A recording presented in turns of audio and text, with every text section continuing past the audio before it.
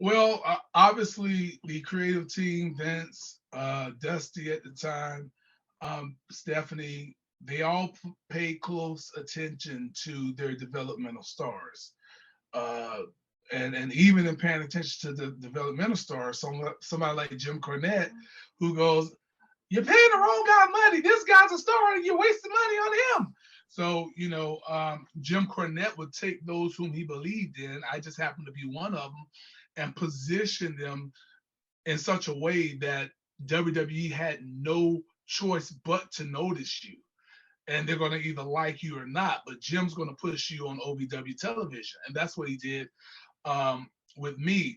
So they always knew that I was, as others would say, a great talker. They knew that I can, control the atmosphere, if you Yep. will. And in as much so that as soon as I got signed, they flew me up to Connecticut and put me in the the announcing booth at Titan Towers with Todd. Uh, was Wasn't it Todd Todd? Pettingale, was it? No, what's the other one? It's another one. Oh, Tom Phillips? No, no, no, no, no, no. It was Todd. I think it was Todd. He used to wear the glasses, young kid, spiked hair. He Josh was Matthews? no, There's definitely so many. right before Josh. I can't believe, and he was such a great guy. He was the lead announcer for quite some time. But anyways, it'll come back to me.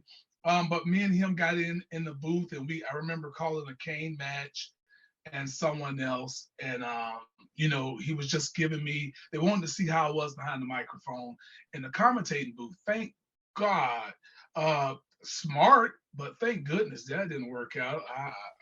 Being stuck in the commentators at that table is nothing to play with. I did Mhm. get the chance to do that on ECW and all of that because they knew what I could do. But when you got Vince in your ear, anyways, back to your question. They knew what was what. Yes, I wanted to. I was supposed to be the ride, or Turkai was supposed to be the vehicle, I should say, that I was going to ride, and I had no problem riding, brother. It just so happens, it just so happens, and they were building Turkai for Undertaker at WrestleMania. You know, Oh my God. Undertaker, Undertaker. They brought Turkai for Undertaker. Turkai was a legit MMA guy. Mm. He fought over in Singapore. He did legit MMA matches. He's a legit beast, nicest guy in the world.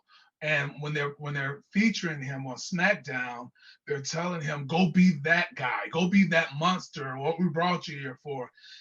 Hey, I don't really want to hurt nobody. No, just be that monster. And it was so many people in his head. And when he's out there in the ring, he's being that monster. And some of those top guys was like, "What the hell, man?" Right.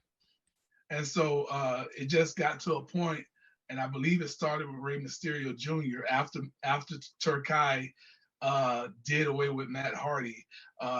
Next week he was supposed to wrestle Ray, and Ray was like, "I want Burke. I'm not." He was like, "I want Burke," and so they had a meeting, and all of a sudden, I'm out there in the ring, and that's how. Once I got in the ring, it just kind of became roles kind of shifted a little bit, and it just kind of became more and more me and less of him until they, you know, sent him away. Yeah, there was. I think around that time, when they were Turkai, there was always like this stigma of like, hey, you're really big, so it means you're a good wrestler. It's like, Yeah. no, and I'm not putting down anybody because I was never in the ring, so I can't say what's good and what's bad when it comes to that. But like, you had Turkai, you had Heidenreich, you had a lot of wrestlers who were just big dudes, and I don't know why everyone just thinks because you're big that means you're going to be good. Well, that was a Vince thing. It's still a Vince today. I mean, look at Amos. You say Omos, I say Amos. Now, so yes, I was going to say because people say Omos, you're saying Amos. Well, Pope says Amos because that's just what Pope does.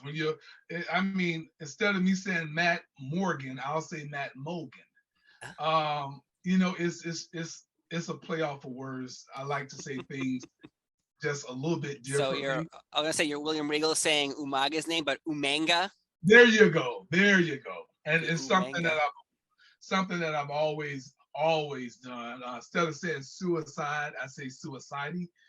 Stuff like that. Instead of saying Hernandez, I say Hernandai. Oh, people must have loved you for that. Yeah. Well, when I come out as Pope and I'm doing a promo, Well, of course. and I do that, it's freaking over. Yeah. I'm not gonna say Oscar. I'm gonna say Asaka. It does when you look at that on a piece of paper, you immediately like, so her name is Asuka, but it doesn't on paper. It don't look like that to me. Yeah.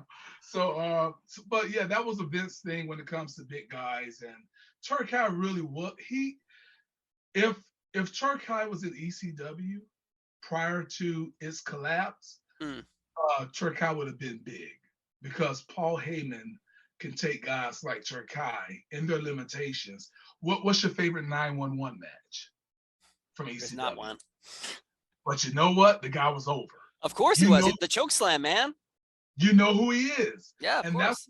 And so Paul Heyman, he knew, gosh, if Paul Heyman had ECW today and had Amos in it, oh my gosh, he would be bigger than the projection that they're trying to get out of him now. But yeah, so that was a Vince McMahon.